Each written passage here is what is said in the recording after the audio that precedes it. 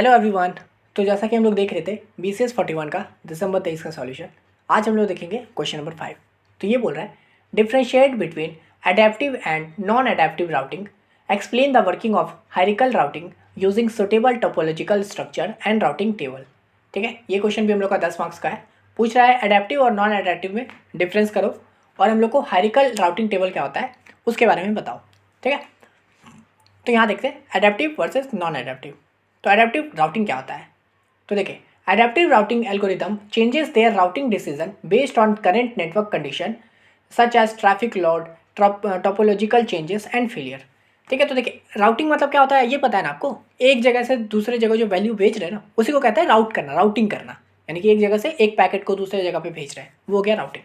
तो एडेप्टिव मतलब क्या होता है कि भाई ये जो होता है ना इसमें हम लोग चेंजेस कर सकते हैं। मान लीजिए ए से बी में जाना है, एक पाथ फिक्स है ए वाला, तो मान लीजिए अगर कोई चेंजेस, मान लीजिए ए पे कुछ लोड हो गया है, कोई चेंजेस आ गए हैं, ए में कुछ करप्शन आ गया है ना, पाथ में कोई गड़बड़ी हो गई है, तो हम लोग उसको चेंज कर सकते हैं अपना पाथ को। ठीक है, राउटिंग को बदल सकते हैं जगह को। तो वही होता है एडेप्टिव, मतलब कि टाइम के साथ नेटवर्क के हिसाब से अगर हमको कुछ चेंजेस करना पड़े तो मैं कर सकता हूँ, वही हो गया एडेप्टिव। तो L changes their routing decision. ठीक है, वही जो राउटिंग डिसीजन है यानी कि पाथ ए से जाना है तो उसको चेंज कर सकता है based on current network condition. वही अभी करंट नेटवर्क का कैसा कंडीशन है, जैसे कि कोई ट्रैफिक हो गया है, मान लीजिए ज़्यादा ट्रैफिक है तो मैं रास्ता बदल सकता हूँ, है ना। कि मान लीजिए टोपोलॉजिकल चेंज है, यानी कि एक डिवाइस यहाँ से हट के उधर कनेक्ट हो गया है तो वो चेंजेस को मैं कर सकता हूँ। और फेलियर वगैरह जो होता है मैं उसको चेंज कर सकता हूँ, अपने अपने हिसाब से अडेप्ट कर सकता हूँ उसको। ठीक है, तो वही होता है अडेप्टिंग राउटिंग। तो ये हो गया इसका कैरेक्टरिस्टिक, क्या हो गया डायनेमिक। तो adapt in real time to change in the network. तो डायनेमिक होता है, ऑब्वियस सी बात है भाई, ये जो भी चेंज होता है मान लीजिए रियल टाइम में होता है। मान लीजिए कोई सामने फेलियर आ गया तो मैं उसको चेंज कर सकता हूँ, तो ये क्या हो गया डायनेमिक हो गया। ठीक है, कि मैं रियल टाइम के हिसाब से अपना नेटवर्क के अंदर चेंजेस ला सकता हूँ। उसके बाद आता है बेटर परफॉर्मेंस। तो can optimize routers for better performance. Obvious सी बात है, अगर मान लीजिए कोई फेलियर आया है, मैं जगह बदल ही नहीं रहा हूँ, तो इससे क्या होगा, मेरा भी तो डेटा लॉस्ट हो जाएगा ना। पर अगर मैं अपना रास्ता बदल दे रहा हूँ तो इससे क्या होगा कि भाई परफॉर्मेंस मेरा इम्प्रूव हो जाएगा ना टेबल का।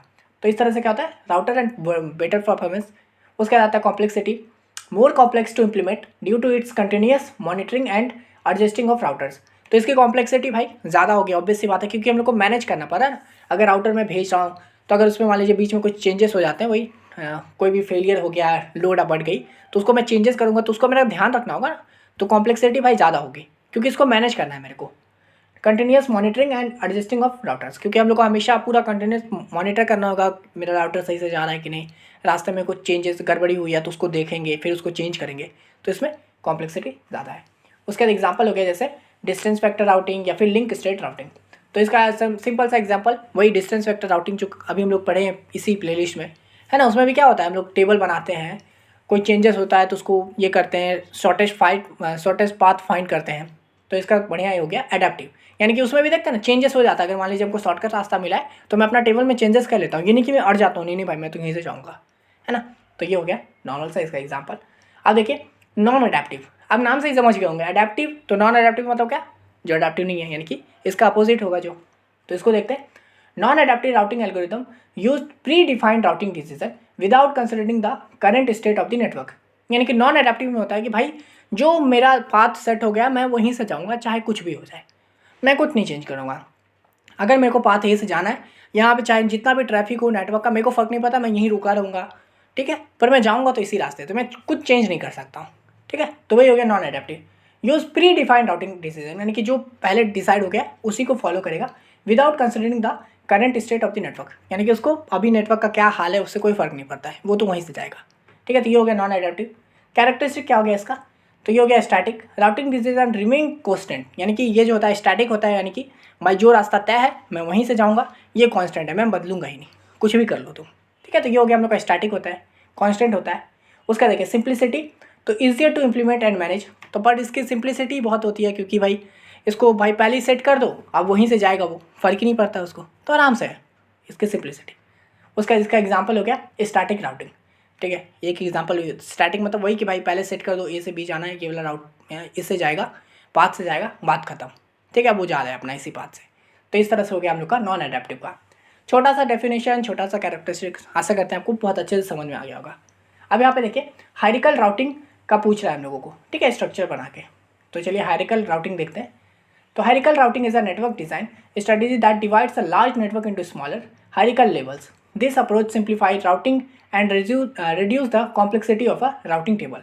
तो देखिए हायरार्किकल राउटिंग मतलब क्या होता है कि एक बड़े से डिज़ाइन को, नेटवर्क डिज़ाइन को डिवाइड कर देना, ठीक है, छोटे छोटे नेटवर्क में, छोटे छोटे पार्ट में, समझे, उसी को कहते हैं हम लोग को हायरार्किकल राउटिंग. ठीक है, हायरार्किकल मतलब कि एक तरह से ट्री समझिए, एक रूट हो गया, उससे दो डिवाइस कनेक्टेड है, तो इस तरह से सबको लेवल बाई लेवल सेट कर देना. यहाँ पे हम लोग देख रहे होंगे, समझे. तो यहाँ पे देखिए वर्किंग ऑफ हायरार्किकल राउटिंग क्या होता है. तो सबसे पहले आएगा network hierarchy. The network is divided into different layers और डोमेन टिपिकली इंक्लूडिंग. वही पहले क्या होगा कि हायरार्की मतलब सेट करो नेटवर्क को, तो हम लोगों का अलग अलग लेयर में नेटवर्क डिवाइस होता है, समझे. तो सबसे पहले आता है कोर लेवल. तो the backbone of the network that connects different region और लार्ज डोमेन. तो सबसे पहले यहाँ पे देखिए ये वाला, तो ये हो गया हम लोग का कोर डोमेन, या ये कोई डिवाइस है, ठीक है, इसको नॉर्मल समझिए, डिवाइस है कोई. तो ये हो गया कोर लेयर, जो क्या होता है बैकबोन होता है नेटवर्क को, यानी कि एक नेटवर्क को दूसरे नेटवर्क से कनेक्ट करने के लिए, जैसे राउटर होता है ना, तो यहाँ पे आप राउटर का भी यूज़ कर सकते हो. आपको पता है राउटर क्या करता है, एक नेटवर्क को दूसरे नेटवर्क से करेंगे, एक लाइन को दूसरे लाइन से. तो ये हो गया हम लोग का कोर लेयर, ठीक है, जो connect different region of large domain. ठीक है, यानी कि ये जो हम लोग का डोमेन इतना बड़ा है, उसको अलग अलग रीजन जो पार्ट किया ना, उसको कनेक्ट करने का काम करता है हम लोग का कोर लेयर. उसके बाद आता है डिस्ट्रीब्यूशन लेयर, यानी कि connects local area network to the core layer managing traffic within specific region. ठीक है, उसके बाद ये जो कोर लेयर तो हो गया, उसके बाद आएगा डिस्ट्रीब्यूटेड लेयर, यानी कि इसमें क्या रहेगा कि भाई जो जितने भी अलग अलग लैन है ना, डिफरेंट लैन, उसको भाई अपने कोर से कनेक्ट करने का काम करता है वो लैन. जैसे ये दिख रहा है, ये सब जो है, ये एक लाइन समझिए, ये दो लाइन, ये तीसरा लाइन, तो इसको भाई कोर से कनेक्ट करने का काम जो कर रहा है वो है डिस्ट्रीब्यूशन लेयर. ठीक है, इसको बोलते हैं distribution. Local area network to core managing traffic within specific region. और इसका काम क्या होता है कि भाई स्पेसिफिक रीजन के अंदर ट्रैफिक को मैनेज करना, कि भाई इसके अंदर ये जो लाइन के अंदर कैसे ट्रैफिक होगा, कैसे वैल्यू कहाँ जाएगा, वो समझे. फिर इस तरह से उसके बाद आ गया एक्सेस लेयर. तो this layer where end device connected to the network such as computer, printer and other end points. ठीक है, एक्सेस लेयर आता है भाई वहाँ जहाँ पे जितने भी कंप्यूटर्स वगैरह जो हैं वो कनेक्ट होते हैं एंड डिवाइस पर. ठीक है, तो यहाँ पे ये जो है हम लोग का एक्सेस हो गया. जैसे इसमें ये जो है लाइन, इसके अंदर एक राउटर है, मान लीजिए स्विच है, स्विच से इतने सारे डिवाइस कनेक्टेड, तो ये सब हो गया एक्सेस वाला, जहाँ से भाई एक्चुअली डेटा एक्सेस किया जा रहा है, यही सब कंप्यूटर एक्सेस कर रहा है. तो इस तरह से हम लोग का भाई नेटवर्क हायरार्की सेट होता है, सबका लेवल सेट होता है. ये कोर हो गया, ये डिस्ट्रीब्यूशन हो गया, ये एक्सेस हो गया. उसके बाद देखिए राउटिंग टेबल. अब राउटिंग टेबल से आप समझ गए होंगे, वही भाई टेबल बनाना कि भाई कौन कैसे काम कर रहा है वो. तो देखिए each router maintain a routing table that contain information about the network it can reach and the best route of the those network. आपको पता है भाई, समझ गए, वही कि सब लोग जो जितने भी राउटर है इसके अंदर, मतलब जितने भी डिवाइस वगैरह है, वो सब अपना एक राउटिंग टेबल बना के रखता है, जिसमें उस राउटिंग टेबल में क्या रहता है इन्फॉर्मेशन, कि वही पूरा नेटवर्क का कि कौन कहाँ से कैसे पहुँच सकता है, बेस्ट पाथ क्या है, वो सब. It can reach and the best route of the those network. ठीक है, यानी कि यहाँ से यहाँ पहुँचने में बेस्ट कौन सा है वो. ठीक है, तो ये हो गया राउटिंग टेबल. उसके बाद आता है the routing table includes entries for both intra domain and inter domain router. ठीक है, तो इसमें क्या होता है राउटिंग टेबल में, जैसे कि हम लोग को पता है कि ये सब क्या डिवाइड रहता है पार्ट में, तो इसमें क्या इंटर डोमेन मतलब कि अंदर का जितना है उसका तो डेटा रहेगा, साथ में बाहर के जितने भी नेटवर्क है, यानी कि ये वाला कोर एक्सेस के बाहर जो है डिस्ट्रीब्यूशन, एग्जाम्पल के तौर पर बता रहा हूँ, तो इसको ये भी पता रहेगा कि अच्छा यहाँ पे जाने में कितना लगेगा, फिर यहाँ पे जाने में कितना लगेगा, समझे. तो वही देखिए इंटर डोमेन क्या होता है, inter domain routes are use to route packet within the same hierarchical level. ठीक है, यानी कि इंटर डोमेन मतलब कि एक ही लेवल के अंदर डेटा को चेंज करना या डेटा को भेजना, वो होता है हम लोग का इंटर डोमेन राउट्स. ठीक है, with in the same hierarchical level. मान लीजिए कोर से कोर में भेजना है, तो वो हो गया हम लोग का इंट्रा डोमेन.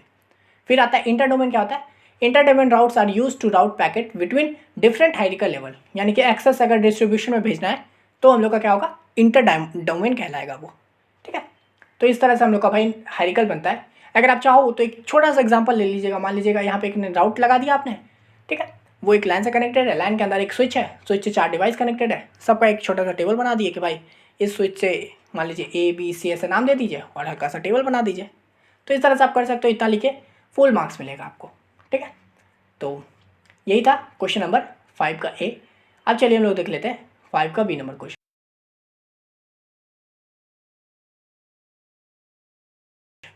तो ये बोल रहा है discuss the error control techniques used at the data link layer, also right the step by step procedure of go back and ARQ method. ठीक है, तो यहाँ पे हम लोग को बोल रहा है एरर कंट्रोल कैसे होता है डेटा लिंक लेयर के अंदर. ठीक है, उसके बाद ये गो बैक एंड के बारे में भी पूछ रहा है. ये क्वेश्चन हम लोग का प्रीवियस में भी आ चुका था, गो बैक एंड के बारे में. ठीक है, तो चलिए हम लोग देखते हैं। तो देखिए, the data link layer is responsible for ensuring reliable data transfer across a physical link by detecting and correcting errors. The main technique use for error control is.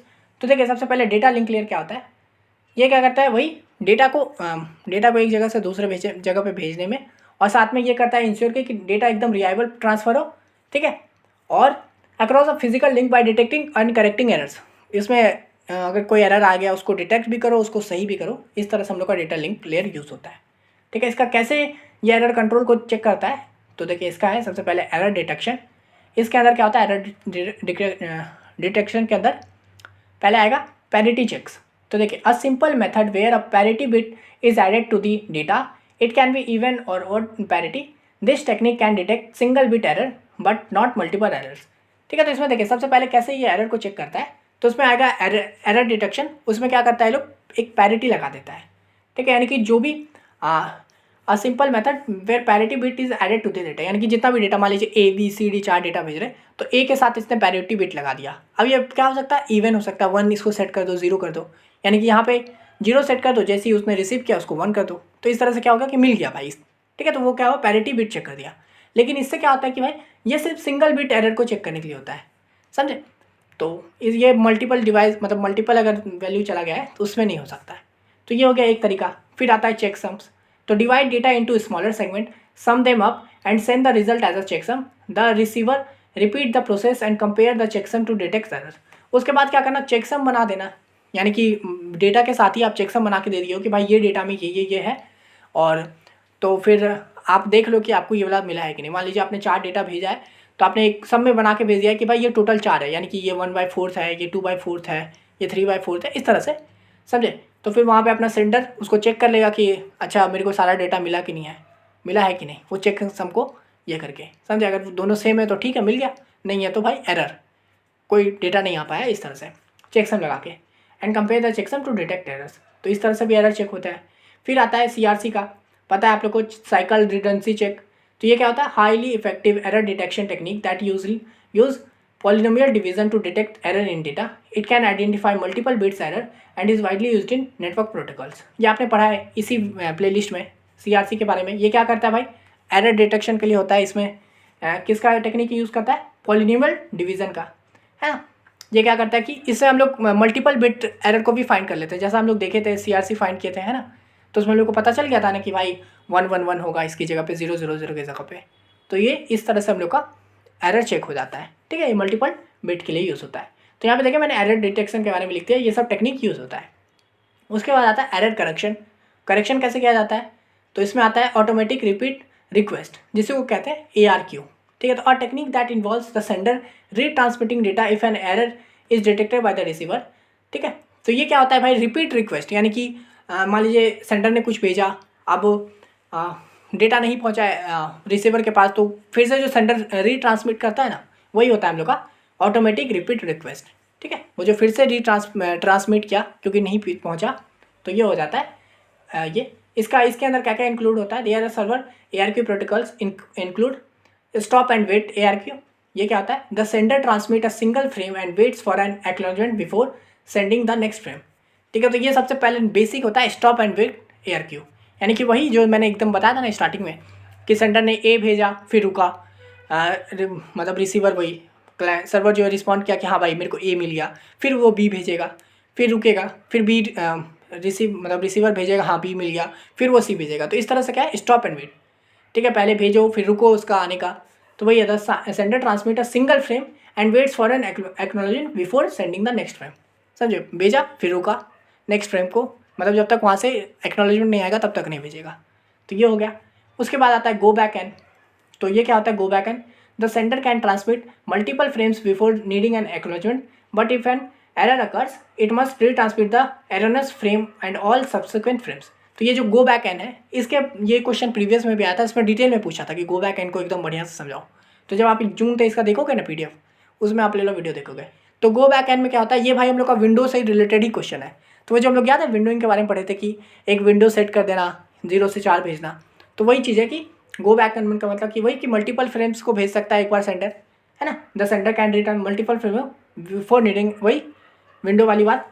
पर अगर कोई मान लीजिए बीच में फेल हो जाता है तो फिर उससे रिलेटेड वो वाला और साथ में उसके आगे वाला जितना भी भेजा था, फॉर एग्जांपल 1 2 3 4 भेजा, पर किसी कारणवश 1 और 2 ही रिसीवर रिसीव कर पाया, 3 और 4 लॉस्ट हो गया, तो अब क्या करेगा, हम वहाँ से रिसीवर पूछेगा भाई मेरे को 2 ही मिला है, तो ये अब ये सेंटर को क्या करना है, वापस से 3 4 को फिर से भेजना पड़ेगा, ठीक है, क्योंकि 4 भी लॉस्ट हो गया, 3 तो नहीं मिला, तो 3 नहीं मिला तो 4 अगर रिसीवर के पास गया होगा तो वो रिसीवर बोलेगा ना भाई मेरे को तो 3 चाहिए, तो तू भी जा, समझे। तो इस तरह से 3 और 4 दोनों लॉस्ट हो गया, तो वही करना गो बैक एन, यानी कि जितना डेटा नहीं मिला है वहाँ से वापस जाओ और फिर से भेजो, तो वही हो गया। इट मस्ट री ट्रांसमिट एररनेस फ्रेम, वही कि पहले तो जो एरर आया फ्रेम को वो भेजो और साथ में उसके आगे जितने भी फ्रेम भेजे थे उस सबको भी भेजो, समझे, तो वो हो गया गो बैक एन। उसके बाद आता है selective repeat ARQ, the sender retransmit only the frame they were not acknowledged allowing for more efficient use of bandwidth. तो ये क्या होता है, ये थोड़ा एडवांस वाला होता है, जिसमें मान लीजिए जो डेटा लॉस्ट है उसी को भेजो सिर्फ, समझे, ये थोड़ा एडवांस वाली बात है। मान लीजिए 1 2 3 4 भेजा, 1 मिल गया, 2 मिल गया, 4 मिल गया, 3 नहीं मिला, तो अब बस 3 को भेजो, जरूरी नहीं है उसके आगे का जितना भेजो उस सबको भी भेजो, ठीक है। तो इस तरह से हो गया हम लोग का सेलेक्टिव रिपीट। पर यहाँ पे देखिए हम लोग को गो बैक एन के बारे में पूछा है, तो यहाँ पे देखते हैं हम लोग गो बैक एन का पूरा method, step by step procedure.